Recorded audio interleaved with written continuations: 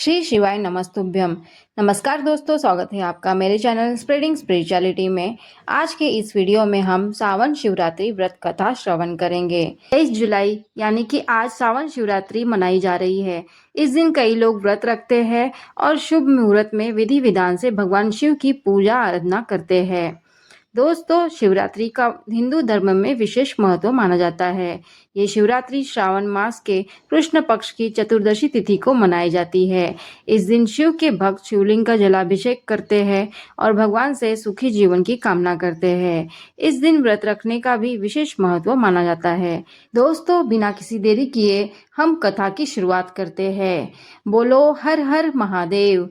प्राचीन समय की बात है। एक शिकारी था जिसका नाम चित्रभानु था।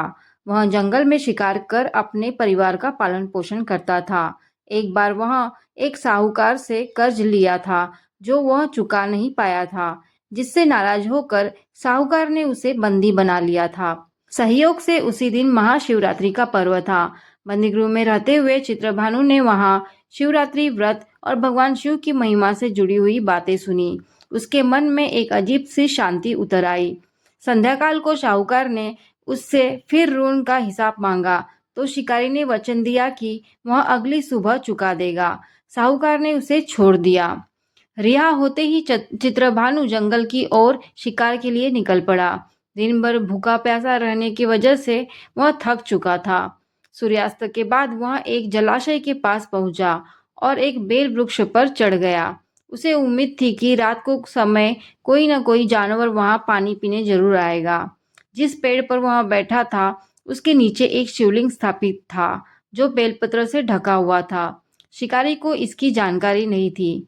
जैसे ही उसने मचान बनाने के लिए शाखाएं तोड़ी, कुछ बेलपत्र और पानी की बूंदें शिवलिंग पर गिर पड़ी और अनजाने में ही उसके पहले प्रहर की पूजा हो गई। रात के पहले पहर एक गर्भवती मृगी जल पीने आई। शिकारी ने धनुष ताना। तभी मृगी बोली, मैं गर्भवती हूँ, कृपया मुझे जाने दो, प्रसव के बाद लौट कर आऊंगी। शिकारी ने उसे दया से जाने दिया।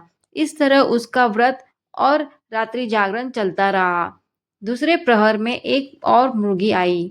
शिकारी ने तीर साधा।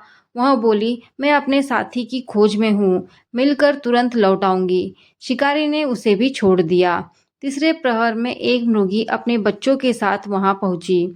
शिकारी फिर से तीर चलाने के लिए गया, लेकिन मृगी ने आग्रह किया कि उसे बच्चों को उनके पिता के पास छोड़कर आने दिया जाए।